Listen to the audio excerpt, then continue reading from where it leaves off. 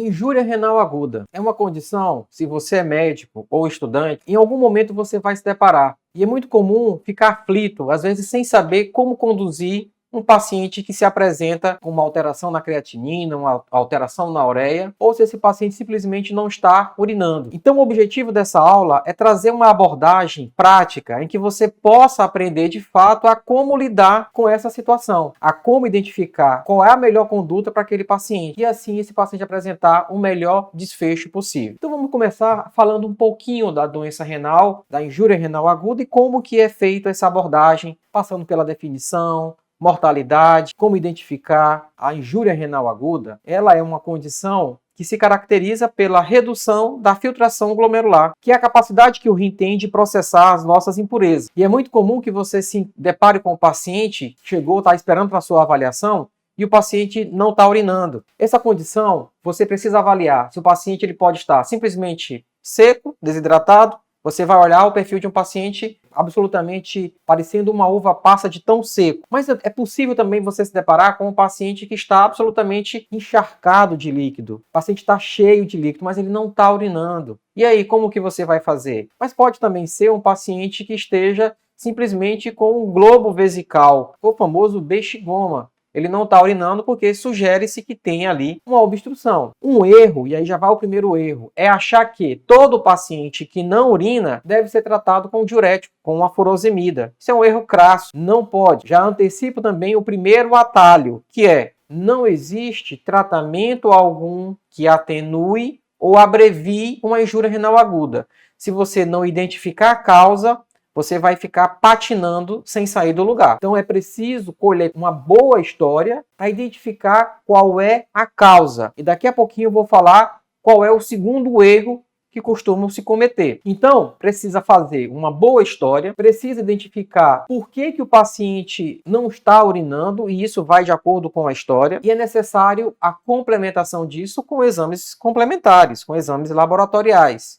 Avaliar a ureia, avaliar a creatinina, avaliar o potássio, isso é fundamental. Um outro erro é falar do termo que já ficou ultrapassado, que é insuficiência renal aguda. Esse termo foi ultrapassado e ele foi modificado por um termo que é injúria renal aguda. Nem é mais lesão renal aguda, que já foi também um termo abandonado. E por que é injúria renal aguda? Porque quando fala-se em insuficiência, estamos falando de um momento em que a doença está muito avançada, em que a filtração glomerular está muitíssimo reduzida, que a lesão, o dano renal está absolutamente estabelecido. Então é importante procurar identificar a doença, essa condição, no momento mais inicial, em que a doença ainda está se instalando. Daí o termo injúria. A injúria renal aguda, então, permite um diagnóstico no momento mais precoce, momento mais oportuno para que você possa estabelecer medidas terapêuticas para que possa reverter o dano e o paciente evoluir com melhora. Mas a insuficiência renal, a injúria renal aguda, ela é definida como uma elevação da creatinina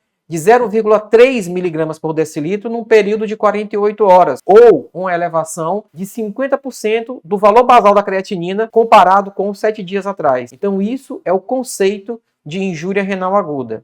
E que ela é dividida pela classificação CADIGO, o critério CADIGO, ele define 3 níveis, que esse que eu falei, 0,3 em 48 horas, ou 50% de elevação em 7 dias, é o estágio 1. Mas se esse paciente se ele dobrar a creatinina nesse mesmo período, ele já vai ser considerado como estágio 2. E se ele tiver triplicado o valor da creatinina, ele é já considerado estágio 3. Então essa é a classificação CADIGO de injúria renal aguda. Não confundir injúria renal aguda com doença renal crônica. A doença renal crônica já é um dano estabelecido por um tempo maior. Tem outras causas absolutamente diferentes, mas o ponto crucial em relação ao tempo é um período de dano que supera 90 dias. Então, se há um dano persistente por mais de 90 dias, falamos então de doença renal crônica.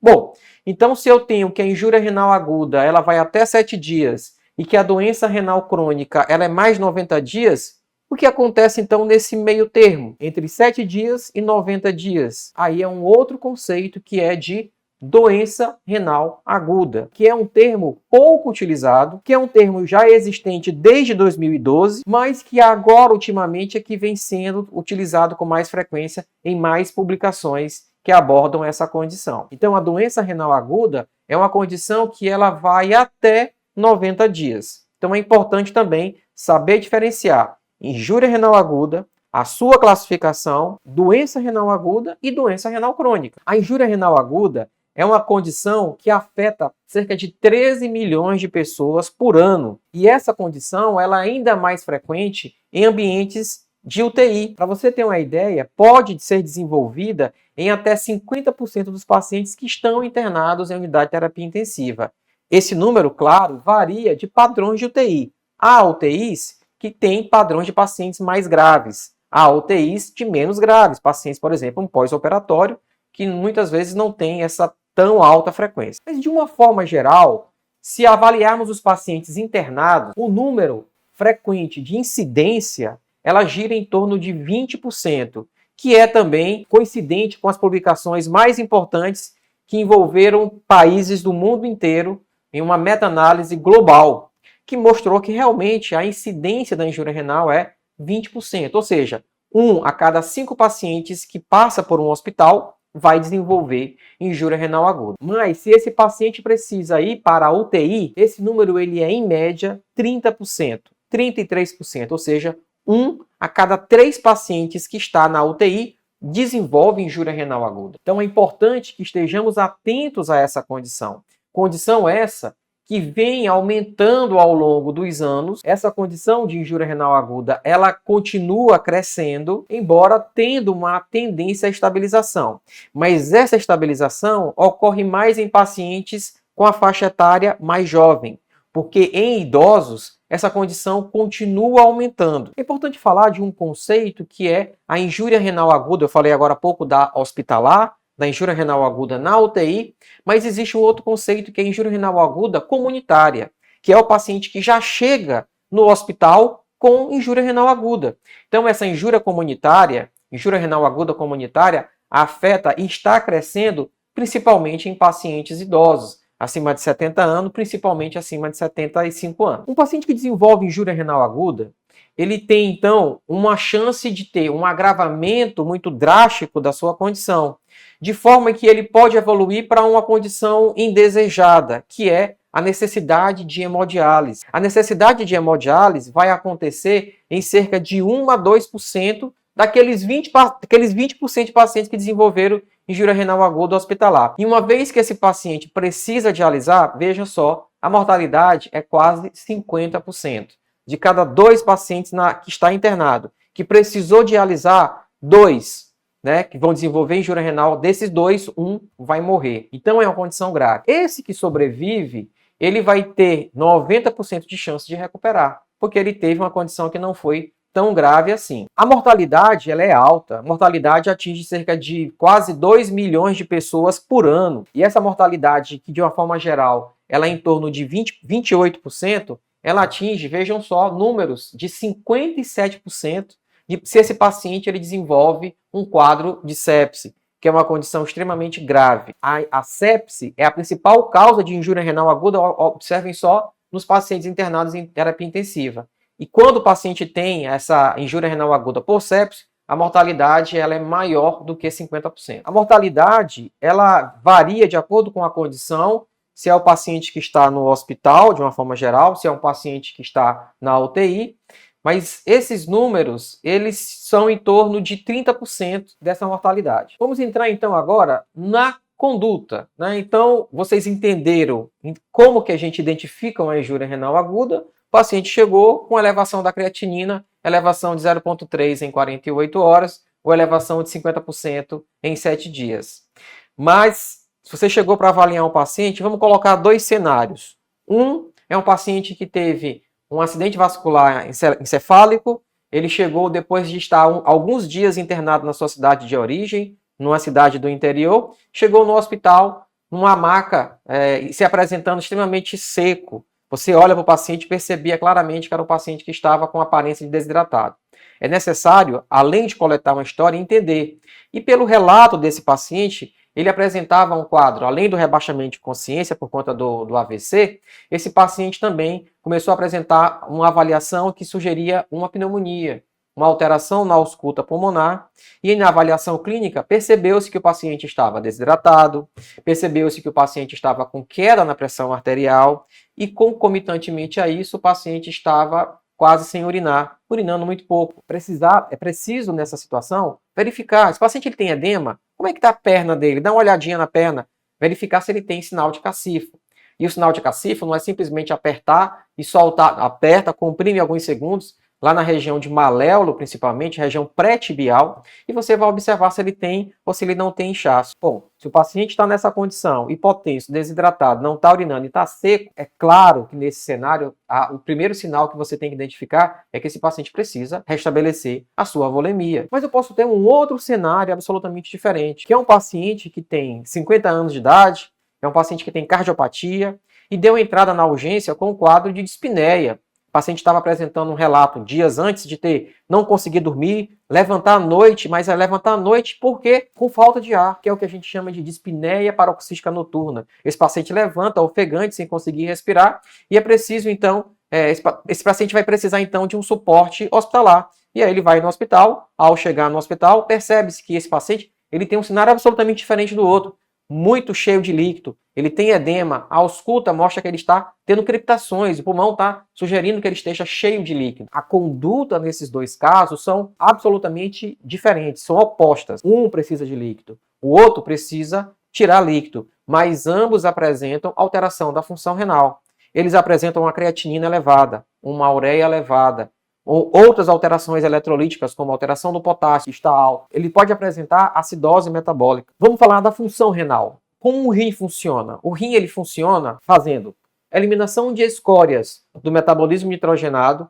Ele funciona promovendo o equilíbrio hídrico, eletrolítico, ácido básico e temos ainda uma função hormonal. Quando o rim entra num processo de falência, seja por uma condição aguda, seja por uma condição crônica, essas funções todas estarão comprometidas, mas com uma exceção. Alteração da capacidade de eliminação de escórias, comprometimento do equilíbrio hídrico, eletrolítico e ácido básico, sim, elas estarão presentes, seja a condição aguda, seja uma condição crônica. Mas a função hormonal só vai estar manifestada no crônico. Então perceba que aí eu já tenho um importante diferencial. É um dos caminhos que eu sigo, é um atalho que você vai seguir para diferenciar se a condição é aguda ou essa condição é crônica. Retomando o conceito da injúria renal aguda, falei que é elevação de 0,3 em 48 horas ou 50% em 7 dias. Ok, mas se o paciente você está vendo ele a primeira vez, porque ele acabou de chegar no hospital, ele não te traz nenhum exame, você não vai ter como comparar. Então quer dizer que você vai ter que pedir para o paciente dizer assim, não, volte daqui a 48 horas, porque aí eu vou pedir um exame e aí vou saber se você tem injúria renal aguda? Claro que não. Então isso é um atalho que eu trago para vocês. Os livros não costumam te colocar nesse cenário, que é um cenário real, é um cenário de vida real. Você está atendendo na porta de uma urgência e chegou um paciente com esse cenário, você vai olhar o livro e ele vai dizer elevação de 0,3 em 48 horas, elevação de 50% em 7 dias. Mas cadê o outro exame? E aí, como é que você vai conduzir? Então o caminho é procurar a causa. Então se você se depara com um paciente com a creatinina elevada, a primeira medida que você precisa saber fazer é perguntar para você mesmo: eu estou diante de uma injúria renal aguda ou será que eu estou diante de uma doença renal crônica? Essa é a primeira pergunta. Depois disso, a próxima pergunta que você precisa se fazer é: ele tem motivo para ter injúria renal aguda? Você vai precisar, então, na sua história, avaliar se ele tem motivos, que são as causas. E aqui vem uma importante orientação. Nos livros, você vai encontrar, e eu, quando pergunto aos meus alunos, quando eu pergunto aos residentes, qual é a principal causa de injúria renal aguda? E a resposta da maioria é: a principal causa é a ira pré-renal. Eu já digo para vocês, não é, tá? Isso você não encontra nos livros. Isso você não encontra normalmente comentando esse cenário, tá? Então, aprenda dessa forma.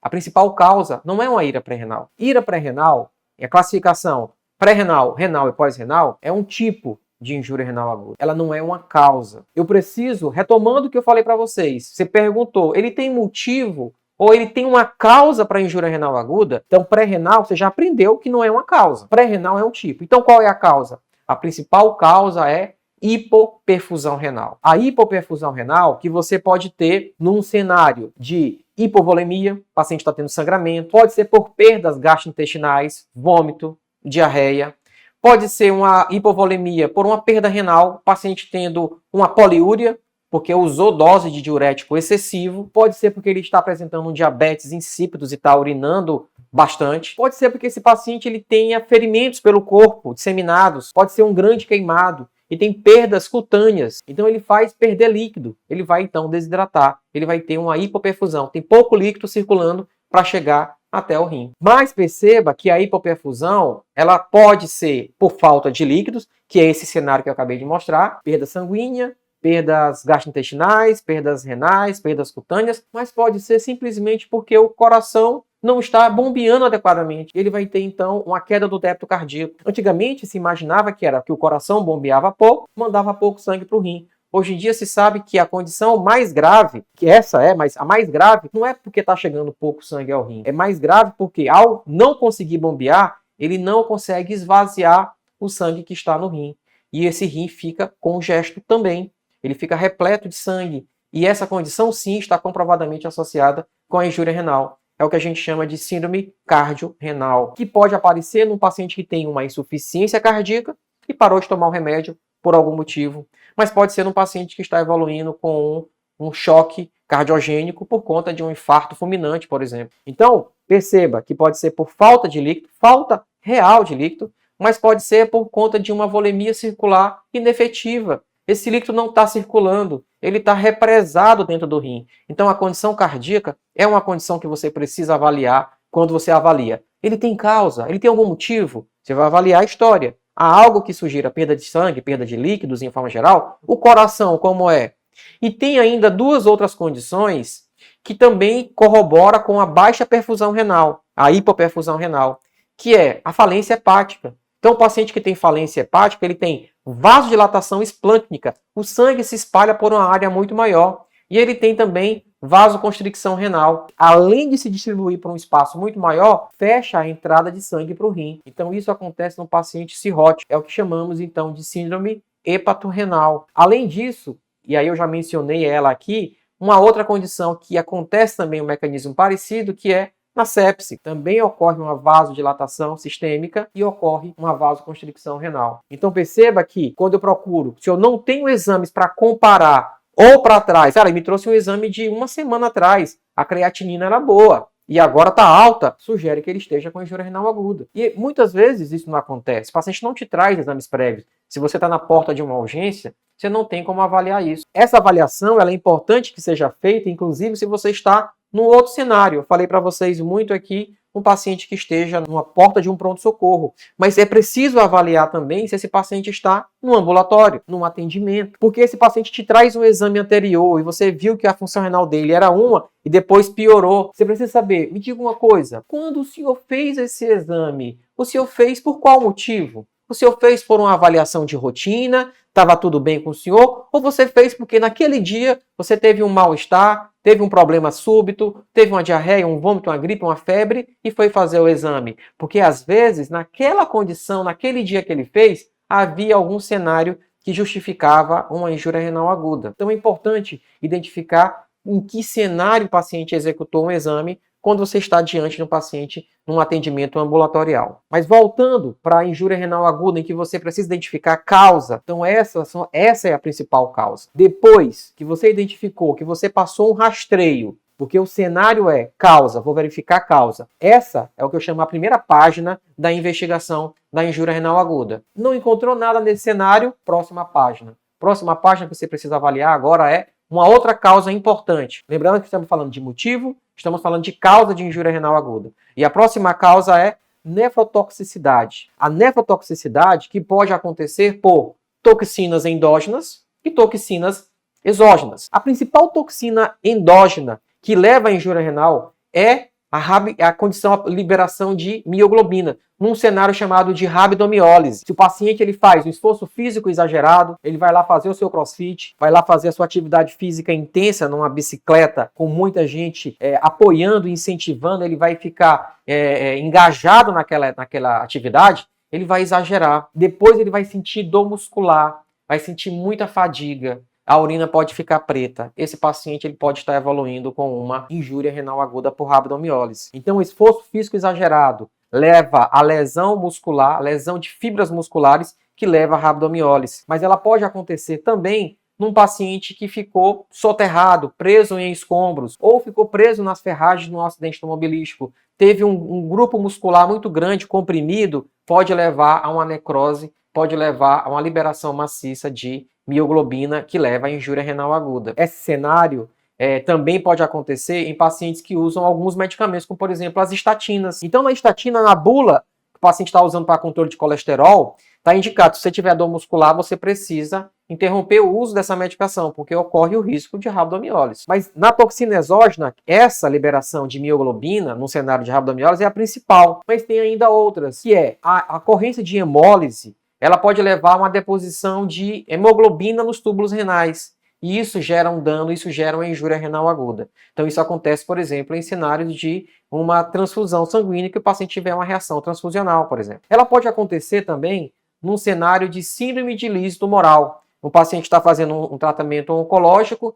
tem destruição da massa tumoral e libera maciçamente ácido úrico. Então aí a uricosúria, não a uricosúria do paciente que tem gota, não está em tratamento com medicamentos que geram isso, mas é uma hiperuricosúria aguda. Então isso gera também um dano renal. Então essas são as principais toxinas endógenas. E toxinas exógenas? Elas são várias. O principal representante das toxinas exógenas são os medicamentos, os antibióticos nefrotóxicos, como vancomicina, aminoglicosídeo, que são os principais. Mas tem vários outros. Anfotericina, você tem também a ciclovir, que são drogas que podem causar uma injúria renal aguda exatamente por esse mecanismo. Além disso, a exposição a contrastes. Hoje, isso é motivo para uma aula específica só para falar de contraste, mas o contraste, o radiocontraste, o contraste iodado, hoje ele avançou muito e ele é cada vez menos nefrotóxico, mas ele não é isento de risco. Então falamos hoje da injúria renal aguda associada ao contraste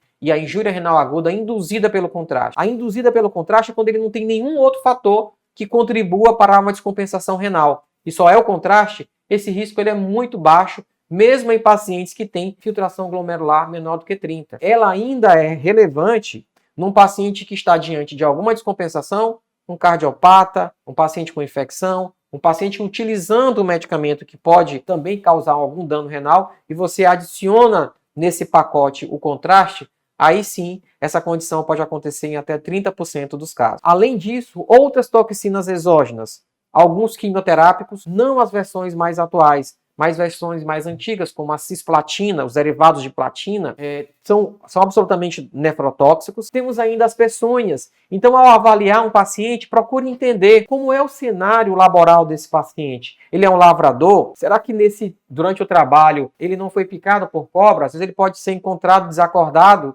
levado a uma urgência, e o motivo pode ser isso. Então, cobra, escorpiões, aracnídeos, ataque de abelha, isso tudo pode gerar uma injúria renal aguda. Então, é importante nessa investigação procurar abordar, entender, o paciente ele é lavrador. Você precisa entender, ele aplica agrotóxicos na sua plantação? Se ele aplica, ele faz uso de EPIs, porque ele pode inalar alguns tipos de solventes orgânicos que causam injúria renal aguda. Então, é esse pacote que você precisa avaliar. Então, falamos do primeiro pacote, a primeira página, hipoperfusão renal. Falamos do segundo, que é o cenário de uma nefrotoxicidade. Então, ao avaliar o paciente, procure saber o que ele está usando. E faltou falar de uma outra causa, que é o uso dos anti-inflamatórios, muito frequente no nosso meio. Então as pessoas abusam de anti-inflamatório e isso pode gerar um dano renal. Então, ao avaliar, procure entender a história desse paciente, se ele não fez uso de algum medicamento nefrotóxico, se ele se expôs de alguma forma por componente laboral. Às vezes o paciente também pode estar se intoxicando de alguns tipos de substâncias que não são claramente conhecidas, até o seu efeito, mas que sabemos muito que é muito frequente no nosso meio, que é o uso de fitoterápicos. Então, chás, garrafadas, não se sabe exatamente o que tem na composição, e isso pode ser um fator levando à injúria renal aguda. Esse paciente, além disso, então, de hipoperfusão renal, além de ter uma nefrotoxicidade, é possível que esse paciente também tenha dois outros mecanismos, que é a obstrução das vias urinárias e a glomerulonefrite, que representa também uma outra causa, outras causas de injúria renal aguda. Então, para avaliar um componente pós-renal, além da história, um homem que tem queixas de prostatismo, de retenção vesical, de dificuldade miccional, de noctúria, esse paciente ele pode ser um paciente que esteja evoluindo com uma retenção vesical e, eventualmente, no exame físico, você vai perceber o globo vesical. Além disso, você pode ter um paciente que tem um quadro de uma glomerulonefrite. 5% das causas de injúria renal aguda ocorrem por conta de uma glomerulonefrite. A glomerulonefrite mais conhecida é a que acontece na nefrite lúpica, no lúpus. Mas existem outras glomerulonefrites. Glomerulonefrite rapidamente progressiva, e a pista principal é avaliar o sumário de urina. Verificar se ele está apresentando hematúria e proteinúria. Então, para descartar uma injúria renal pós-renal, é fundamental o ultrassom. Avaliar se ele não está apresentando uma hidronefrose. Então, não pode prescindir de fazer um ultrassom na investigação de uma injúria renal aguda. Não pode se prescindir de fazer um exame trivial, que muita gente esquece de pedir, porque está pensando mais numa hipovolemia, numa nefrotoxicidade, mas não é um exame obrigatório pedir o sumário de urina. Se você não pedir o sumário de urina, você não vai conseguir pensar, raciocinar numa glomerulonefrite. E apresentando o exame hematúria e proteinúria, você precisa então trilhar o caminho da investigação de doença glomerular. E aí passa por uma série de outros exames. Se é glomerulonefrite, você vai ter que avançar para pesquisa de FAM, anti-DNA, complemento e por aí vai. Bom, então é importante que você tenha essa noção, fazer essa avaliação, seguir essa sequência. Lembrando que o marcador que nós temos hoje, que é a creatinina, ele é um marcador que não é preciso. Ele apresenta uma série de limitações. A creatinina ela apresenta uma resposta mais retardada. Comparado com outros marcadores, por exemplo, no infarto agudo do miocárdio, o paciente infartou, você dosa uma troponina, você já vai ter informação de que o paciente está apresentando um infarto. A creatinina não é assim. A creatinina, o insulto aconteceu, o pico dessa lesão vai acontecer 48 horas depois. E aí, como é que a gente pode fazer para tentar melhorar a precisão? Tem se tentado, se investido em novos biomarcadores. Mas esses biomarcadores, eles estão ainda aquém da necessidade. Eles estão ainda disponíveis mais em cenários de pesquisas, mas na prática, na vida real, eles não estão tão acessíveis assim. Existe um biomarcador chamado cistatina C, que tem sido muito agora valorizado pelo último CADIGO 2024, que é a diretriz internacional que indica, que orienta o tratamento da doença renal. A cistatina C como elemento a mais na investigação da doença renal crônica, mas ele também pode ser utilizado na injúria renal aguda. Existem vários outros biomarcadores, e um que está em voga, que tem aparecido mais recentemente, é o marcador chamado de NephroCheck, que ele combina dois elementos, dois marcadores urinários. Não é dosado no sangue, é dosado na urina, que é o TIMP2 e o IGFB7. Eles são dosados na urina, então eles são muito precisos para a avaliação e eles se elevam precocemente. Serve para tudo? Não. Ele está sendo testado, foi muito identificado, muito valorizado em pacientes, por exemplo, em cirurgia cardíaca, que você sabe o momento do insulto. Aconteceu aqui, então você consegue precisar o momento que a lesão renal está acontecendo. Diferentemente de outros cenários que você não consegue dizer com precisão. Qual foi o momento que aconteceu uma injúria renal aguda? A gente tem algumas pistas, depois eu vou falar daqui a pouquinho para vocês como é que a gente procura isso. Mas então, além da creatinina, da cistatina, esse NephroCheck, tem se tentado outros biomarcadores. Existe um marcador que, na verdade, muita gente até faz errado, pensa errado, que é as pessoas acham que é terapêutico, mas, na verdade, o objetivo inicial desse marcador é utilizar ele como um indicativo de gravidade de injúria renal aguda. Eu falei no início da aula que a injúria renal aguda, pela classificação CADIGO, ela tem 3 níveis. Então, aquela de elevação 0,3 da creatinina em 48 horas ou 50% em 7 dias é estágio 1. Dobrou a creatinina é estágio 2. Triplicou a creatinina, estágio 3. Então, você às vezes está diante de um paciente e você tem só a creatinina e você quer avaliar, puxa, será que esse paciente ele tem uma ira grave? Será que ele vai evoluir com melhor ou essa doença tende a se agravar? Existe um marcador para isso. Esse marcador chama-se teste de estresse de furosemida. Mas a furosemida não é um medicamento, ele não tem um efeito terapêutico? Sim, mas aqui vem um grande alerta. O objetivo dele, nesse cenário específico, é ser utilizado como um marcador de gravidade. Você fez o teste de estresse de furosemida, que você faz 1 mg por quilo de peso e observa se esse paciente vai apresentar diurese em até 2 horas. Se ele não apresentou mais de 200 ml de diurese, esse paciente falhou no teste. Isso significa dizer que esse paciente ele vai evoluir com uma injúria renal grave, uma injúria renal CADIGO 2 ou 3, com uma alta precisão. Então é um paciente que você precisa estar atento, porque provavelmente ele vai ter grande chance de fazer hemodiálise. Então, repito, teste de estresse de furosemida, você faz e observa a resposta.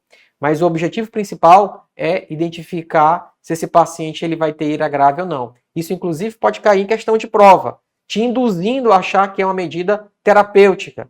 Não que ela não promova um efeito terapêutico, mas o objetivo primordial dela é avaliar a gravidade da injúria renal aguda. Tem surgido também, cada vez mais, a IA entrando nesse cenário.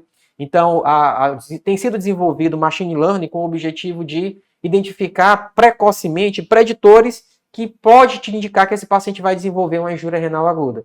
Então, isso, acredito que a tendência seja cada vez mais isso ser desenvolvido e, ao invés de ficar muito preocupado com biomarcadores, que tem 20 anos que tem vários biomarcadores sendo testados e que, na prática, como eu disse, eles funcionam para alguns cenários específicos, funcionam em pesquisas, mas na vida real, o que a gente tem hoje é a creatinina. Mas eu acredito que esses novos marcadores agora combinados, o marcador antigo combinado com a inteligência artificial, talvez seja o caminho. Você colocar, ou a própria máquina identificar elementos variáveis que juntamente com a creatinina vão te dizer, ó, esse paciente aqui tem chance de injúria renal aguda. E isso já existe. Existem pesquisas sendo realizadas mostrando uma alta precisão diagnóstica quando se combina esses marcadores laboratoriais combinado com inteligência artificial. É importante que você tenha atenção que muitas vezes você vai olhar a creatina do paciente, vai ver uma creatinina mais alta e isso vai te chamar a atenção. Mas às vezes você vai olhar uma creatinina discretamente alterada, uma creatinina de 1.1, de 1.2, mas observe essa creatinina para trás. Procure olhar, sempre que você for avaliar um paciente, a creatina dele hoje é 1.2, ok, como era ontem? Como era anteontem? E às vezes você pode se deparar com um paciente que começou com a creatina de 0.5 e foi aumentando 0.6, 0.7. Ele nunca em 48 horas ele dobra a creatinina. Ele vai tendo pioras progressivas. Então, sempre procure olhar para trás. Se você olhou 1 dia, 2 dias, 3 dias e está percebendo que ele está apresentando uma elevação, embora lenta, puxa 7 dias. E às vezes ele saiu de 0.5 para 1, aí você puxa mais 1, é uma creatina normal. Creatina normal é a creatinina que deve ser avaliada individualmente. A normal desse paciente não é 1, era 0.5. E aí de 0.5 foi para 1. Esse paciente já está diante de uma injúria renal aguda. Repito o que eu falei há pouco, que é um atalho. Não existe tratamento nenhum que atenue ou abrevie uma injúria renal aguda. Se você não identificar, primeiramente diagnosticar, se você não conseguir diagnosticar, você vai conduzir e aquele insulto renal vai perpetuar. Então você precisa, primeira coisa, saber identificar uma injúria renal aguda, e agora vocês já sabem. Se tem como comparar a creatinina, ótimo. Se não tem, história. Tem causa? Identificou a ira, trata a causa. Porque não existe medicamento que você faça que torne o rim recuperando, que possa recuperar de forma mais acelerada. Então é importante que você identifique também pacientes que apresentam risco. Às vezes ele não tem nada, o rim dele está bom, mas é um paciente que é um paciente idoso, é um paciente que tem comorbidades, é um paciente que tem insuficiência cardíaca, é um paciente que tem uma vasculopatia, é um paciente que está utilizando medicamentos que podem influenciar a hemodinâmica renal, como anti-inflamatórios, como os inibidores do sistema renina-angiotensina, como o IECA e BRA. Então, esse paciente, se ele apresentar um insulto, ele pode ter a sua condição mais intensamente agravada. Cenários de paciente que já esteja internado. Então, paciente que tem sepse, ele vai ter injúria renal? Não. Mas eu mostrei para vocês que essa prevalência, essa associação, ela é muito alta, inclusive de mortalidade. Então, se ele tem sepse, muita atenção com a diurese desse paciente, muita atenção com a creatina desse paciente. Se é um paciente que está apresentando um quadro de choque, é fundamental que você estabeleça uma boa pressão arterial média. Então, mas a pressão dele está dando 9/6, está com a pressão arterial média é boa. Gente, se ele está diante de um insulto, o ideal é que você mantenha essa pressão arterial dele mais elevada. Idealmente acima de 80. Porque o fator limitante aonde consegue entrar a autorregulação renal é se a PAM, a pressão arterial média, é acima de 60. Mas se você estabelece como meta 60, ele vai fazer 50. Vai voltar para 60, 70, daqui a pouco 50. E toda vez que ele baixa para menos que 60, ele está causando um dano renal. Então, se você bota 80, se eventualmente ele baixar, vem para 70, ele vai apresentar maior segurança. Vamos falar então da autorregulação renal. O rim, ele tem um mecanismo fantástico, que ele consegue compensar diante de uma condição de uma hipoperfusão renal, de uma hipovolemia, de uma condição de choque. Quando chega pouco sangue ao rim, ele lança mão de um mecanismo chamado de autorregulação. Por meio da liberação de prostaglandina, ele promove vasodilatação de arteríola aferente. Passa a chegar mais sangue dentro do glomérulo, que é o elemento vital para onde ocorre a filtração. O sangue entra, mas aí ele fecha a arteríola eferente, impedindo que o sangue que entre, que ele não saia com tanta facilidade. Com isso, mantém uma pressão dentro do glomérulo e a filtração glomerular mantém-se. Mas isso só vai acontecer se a pressão arterial média for acima de 60. Porque se você não conseguir sustentar essa pressão arterial média, o que vai acontecer? Ele vai baixar e o organismo vai pensar assim: bom, 60 é extremamente baixo, eu não dou conta. Eu vou agora me preocupar com outros órgãos mais vitais, como o cérebro e o coração. E aí ele passa, então, a fechar as artérias renais, a entrada de sangue no glomérulo, e vai tentar agora manter perfusão de cérebro e coração. Então, por isso que o limite de 60 ele é crucial para manter uma boa perfusão renal. Baixou de 60, fechou as arteríolas renais, esse paciente, então, vai entrar num processo de isquemia mais severa, e ele vai, então, desenvolver um quadro de necrose tubular aguda. Então, esse paciente que apresenta uma injúria renal aguda, está com creatina elevada, está urinando um pouco, é fundamental que você faça uma boa avaliação. E essa avaliação é olhar o paciente do fio do cabelo até o dedão do pé. Olhar mucosas, verificar se ele tem mucosas secas, eventualmente se ele está hipocorado, porque pode sugerir, dependendo da história, até um quadro de anemia, de anemização, de sangramento, avaliar a mucosa oral, pedir para levantar a língua, olhar se tem saliva debaixo da língua, avaliar o turgor de pele. Então, o turgor de pele é muito desafiante, sobretudo em idosos. Então, eu costumo avaliar no ombro, onde a pele é um pouco mais esticada. Então, você avalia aqui no ombro e verifica qual é a velocidade que essa pele, que essa pinça que você faz, que ela se desfaz. Se ela se desfaz com lentidão, indica que esse paciente esteja desidratado.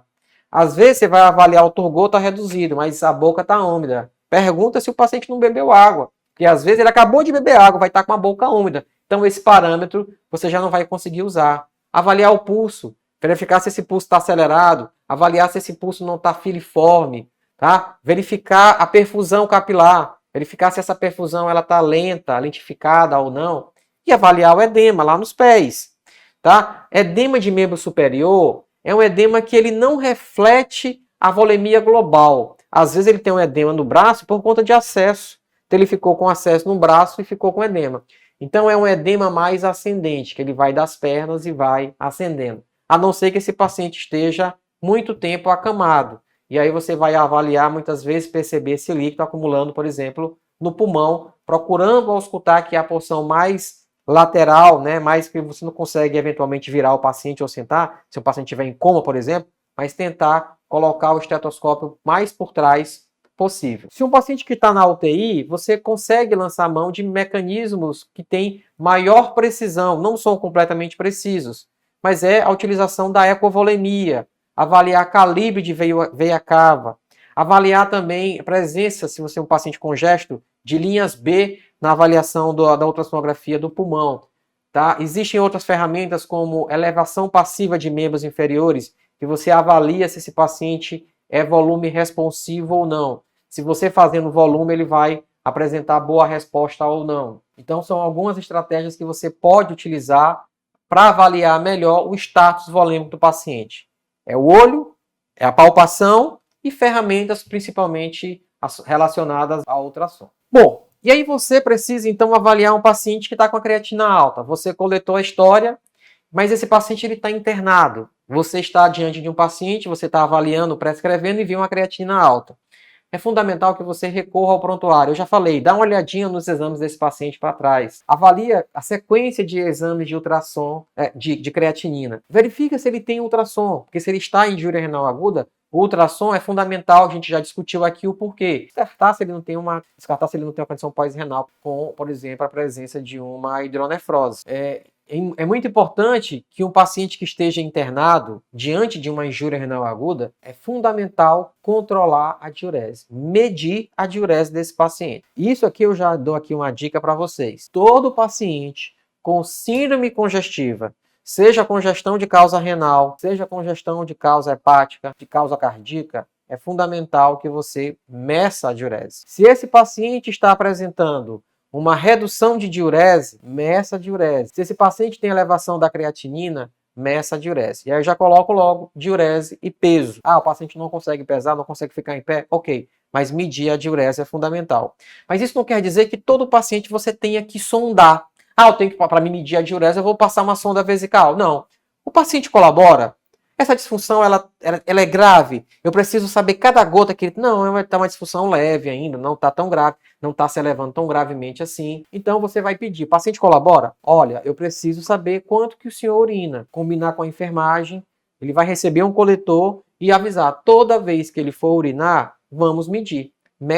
Vá coletando essa urina. E, às vezes, você consegue ter um coletor com a marcação. Se tiver alguém, algum familiar, o próprio paciente, toda vez que você urinar, avisa a enfermagem, mas faça também uma anotação. Marque aí quanto que esse paciente está urinando. Isso é fundamental. Então, avaliou o paciente, tem uma creatina alta, avaliou, é agudo, é crônico, procurou a causa, avaliou os exames complementares se estão todos disponíveis. Então, você vai então seguir essa avaliação. Identificou se ele tem fator de risco, se ele merece um cuidado especial, está controlando a diurese, medir a diurese é importante, além de medir pressão periodicamente, se estiver tendo hipotensão, vocês já entenderam que ele pode ter um comprometimento. Checa a prescrição desse paciente. É fundamental avaliar se esse paciente não está com medicamento nefrotóxico. Às vezes ele está utilizando uma droga por um tempo prolongado, sendo que ele poderia ter uma outra alternativa. Então o ideal é possível? Então tira. Troca por uma outra que não seja nefrotóxica. Lembrando que a maioria dos antibióticos, o paciente que está utilizando o antibiótico e tem creatinina alterada, precisa que você faça uma avaliação da filtração glomerular, porque a maioria das medicações precisa fazer um ajuste de dose, uma adaptação. Isso independe se são drogas nefrotóxicas ou não. Tem medicamentos que não são tóxicos e ainda assim você precisa reduzir a dose. Porque se você não reduz, o metabolismo da droga cai e você vai estar entregando para o paciente uma superdosagem. E ele pode ter uma intoxicação e levar a outros danos hepáticos ou de outras naturezas. Então, como que você vai tratar? Você identificou, esse paciente ele tem uma injúria renal aguda, você, dentro dessa sequência de investigação, você conseguiu identificar que pela história ele tinha motivo para ter uma injúria renal aguda. Dentro da investigação das causas, você conseguiu avaliar se era uma hipoperfusão renal, se era uma nefrotoxicidade, se era uma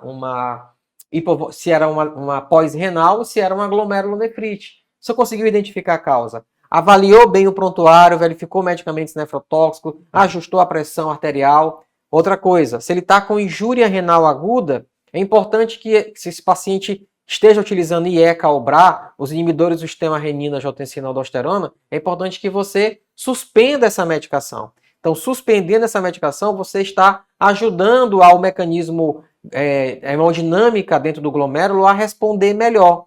Porque o IECA ou BRA, eles bloqueiam a ação da angiotensina. E a angiotensina, ela faz a vasoconstricção, impedindo que o sangue saia rápido. Então, quando você bloqueia a angiotensina com IECA e BRA, você está dificultando esse mecanismo. Então, se ele está diante de uma injúria renal aguda, é recomendado que você suspenda essa droga e depois reintroduza no momento mais satisfatório. Então, você avaliou o paciente, pediu os exames complementares, a ureia, a creatinina. É importante pedir o potássio, porque é uma avaliação de eletrólitos que possam estar alterados também num cenário de disfunção renal. Lembrando, eliminação de escórias, equilíbrio hídrico eletrolítico. E o principal eletrólito que se altera nesse cenário não é o sódio, é o potássio.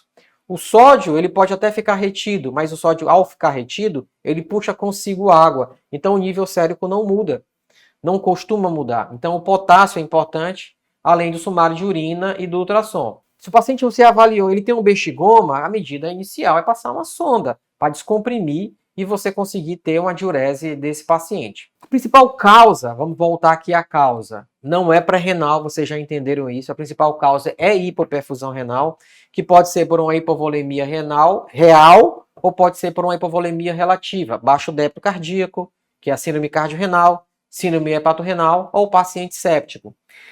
Mas a maior parte dos casos é por hipoperfusão renal, por hipovolemia, porque está sangrando, porque está desidratado, porque vomitou, está com diarreia. E a medida inicial que adotamos é a hidratação. Então a gente hidrata, precisa hidratar esse paciente. Hidrata para restabelecer a perfusão, restabelecer a perfusão, restabelecer o débito cardíaco. Então isso contribui para que melhore a condição hemodinâmica do paciente. Mas é importante que a gente saiba que nem todos os pacientes vão ter boa resposta com volemia. Existe o que a gente chama de volume responsivo e volume não responsivo.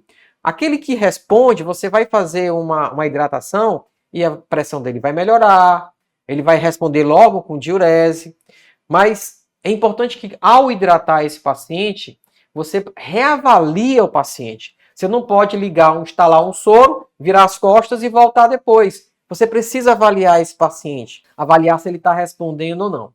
Então, normalmente, se adota a estratégia de oferecer salina, solução de soro fisiológico, que é a mais importante, nos mais diversos cenários, a não ser no paciente hepatopata, que nesse cenário, sim, está indicado uma expansão com albumina, embora existam alguns protocolos mais atuais que recomendem ainda iniciar com salina. Mas você faz um paciente que está hipovolêmico, você vai oferecer uma hidratação de 20 ml por quilo de peso. E essa infusão você faz em bolos e reavalia esse paciente. Você não pode simplesmente virar as costas. Fez, observa. Reavalia esse paciente, normalmente ali até 2 horas. Observa a resposta com essa prova de volume, com essa hidratação. Respondeu? Ótimo. Não respondeu? Você pode até repetir de novo esse processo. Ah, mas o paciente ele é idoso. Ah, mas o paciente ele é cardiopata. Nesse cenário, significa dizer que você não vai fazer? Não, você vai fazer. Só que você não vai fazer na mesma proporção. Você vai fazer aí, nesse caso, em pequenas alíquotas. E pode reavaliar mais rapidamente. Faz 250, lento, e reavalia esse paciente. Ausculta o pulmão, verifica se ele tem algum sinal de congestão. E se ele não mostrou sinal de congestão, você vai repetindo esse processo lentamente até melhorar. Se o paciente ele tem sepse, a demanda por volume é maior. E ao invés de fazer 20, você vai fazer 30 ml por quilo de peso, que é a indicação nesse cenário de sepse. Lembrando que metade dos pacientes não vão responder com volume. Eu fiz volume, a pressão dele não melhorou. Não fique insistindo em fazer indistintamente. Fez uma vez, fez 2 vezes, não respondeu. Se você tiver ferramentas para avaliar como é que está o status volêmico dele, por exemplo, se ele está numa UTI, fazer ecovolemia, se você tem condição, faça isso. Se não tem condições, é avaliação clínica. Fez uma vez, 2 vezes, observou que ele está começando a crepitar, ter edema. O ideal é não chegar a isso, mas vai avaliando esse paciente. Acho que agora o turgor dele melhorou, ele não está mais seco, mas não está respondendo e continua hipotenso, pode parar. Significa dizer que esse paciente ele é volume não responsivo. E aí, nesse caso, se ele está hipotenso, você precisa agora recorrer a uma droga vasoativa. Noradrenalina, vasopressina, mas não insista em ficar fazendo volume, porque ele não está urinando. Volume, volume, volume. Daqui a pouco você vai tirar o paciente de uma hipovolemia para uma hipervolemia. Quando você abusa de volume, esse paciente ele vai apresentar uma congestão essa que vai acontecer em vários órgãos. Então é a congestão renal, é uma congestão pulmonar, é uma congestão intestinal, cerebral, e isso está comprovadamente relacionado ao aumento de mortalidade. Então hidrate esse paciente com cautela, sempre reavaliando esse paciente. Faz volume, reavalia, faz volume, reavalia. Lembrando que hidratação no paciente hipovolêmico, mas no paciente que não é hipovolêmico, no paciente que está congesto, cardiopata, por exemplo, a medida é absolutamente oposta. Você vai ter que tirar excesso de líquido. E a retirada de excesso de líquido é através da diurese. Uma estratégia é você fazer no mesmo propósito do teste de estresse furosemida, que o princípio inicial dele é indicativo da gravidade de uma injúria renal aguda.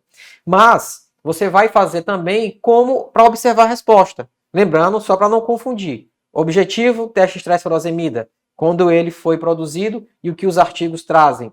Avaliar a gravidade. Mas ele tem sido utilizado também como uma forma de avaliar a resposta. O paciente está cheio, está com gesto, 1 mg por quilo de peso de furosemida. Observa a resposta em 2 horas. Não respondeu? Aumenta mais 50% dessa dose e vê se ele vai responder. Então, isso você vai fazer tirando o paciente de um edema agudo de pulmão. Você segue a estratégia dessa maneira. Bom, a doença agravou.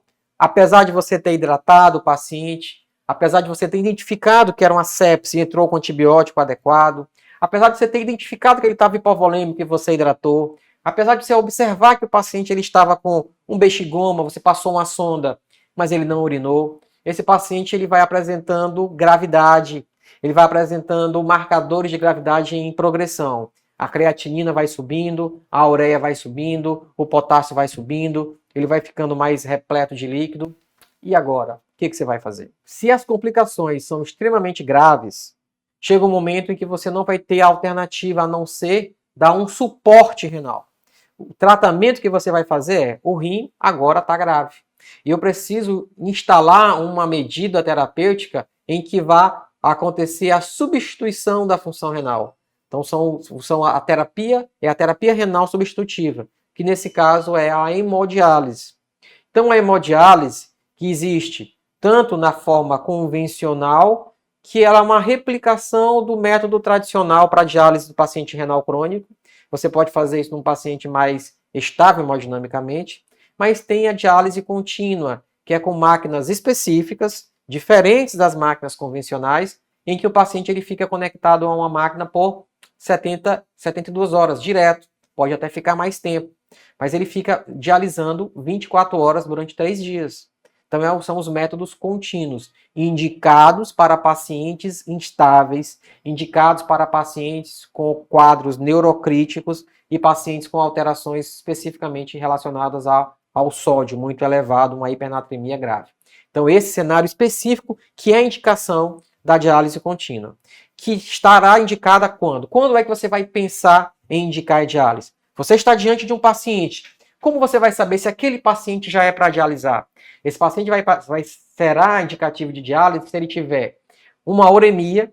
A uremia é ureia alta causando manifestações principalmente relativas à encefalopatia. Náusea, vômito, sonolência, torpor. Se o paciente você faz flapping, você faz uma dorsoflexão da mão, pede para ele afastar os dedos e você solta. Se ele fizer um tremor mais grosseiro, significa flap. Esse paciente ele tem urgência dialítica. Então, essa avaliação da encefalopatia urêmica, isso é um indicativo da necessidade de diálise. Hipercalemia. Hipercalemia, você viu lá um potássio alto, acima de 6,5. Fez medidas. Solução glicosulínica, inalação com beta-2 agonista. Hoje tem uma nova medicação, que é o ciclosilicato de zircônio, que é extremamente eficaz. Em 48 horas, baixa esse potássio, mantendo abaixo de 5, coisa que as outras medidas não são tão eficazes assim. Mas você fez essas medidas, daqui a pouco o potássio que baixou volta a subir, faz as medidas, baixou, volta a subir, é uma hiperpotassemia refratária, essa se configura como uma indicação de diálise. Então, a uremia, síndrome urêmica, você tem a hiperpotassemia, acidose metabólica refratária, você faz bicarbonato, não melhora, e a hipervolemia refratária. Não é o edemazinho que está discreto, não. É um edema ameaçador à vida, ela é evoluindo com a nasarca e principalmente edema agudo de pulmão. Fez diurético, não respondeu, então são essas as indicações de diálise. Uremia e as alterações relativas ao equilíbrio hídrico, hipervolemia refratária, ácido básico, acidose metabólica refratária, e hipercalemia refratária. Faltou um, que é a azotemia. Então, a azotemia, ele é paralelo com a uremia. A uremia, ureia alta, normalmente uma ureia acima de 150 miligramas por decilitro, associado a sintomas. Isso é uremia. Agora, a azotemia se reflete a qualquer elevação da ureia, mas a azotemia que indica a diálise normalmente é um nível de ureia mais elevado, também em torno de 150, principalmente acima de 200, naquele cenário que ou o paciente não tem sintomas, ou você não consegue avaliar esse sintoma. Um paciente, por exemplo, que está entubado, paciente que está comatoso por algum outro motivo, um AVC, por exemplo, e você não consegue avaliar se ele está com manifestações de uremia. Então, você chama isso de azotemia. Então, lembrar, já entrando aqui nos últimos comentários, a injúria renal aguda é uma condição extremamente grave.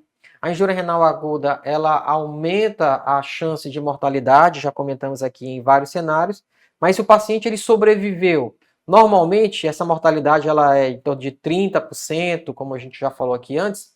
Essa mortalidade, o paciente que sobrevive, não são todos os pacientes que vão recuperar a função. Essa recuperação da função renal, ela acontece de imediatamente em torno de uns 30% dos pacientes com recuperação completa. Os demais ou vão ter uma recuperação parcial e parte deles vão evoluir com doença renal crônica no futuro, ou esse paciente, em torno de 10%, 5 a 10%, permanece com um dano crônico, muitos deles precisando, inclusive, permanecer em hemodiálise. Sabe-se hoje, inclusive, que mesmo aquele paciente que desenvolveu injúria renal aguda, que ele recuperou função renal e saiu como tendo recuperação plena, sabe-se que esses pacientes eles vão aumentar a chance de desenvolver doença renal crônica no futuro.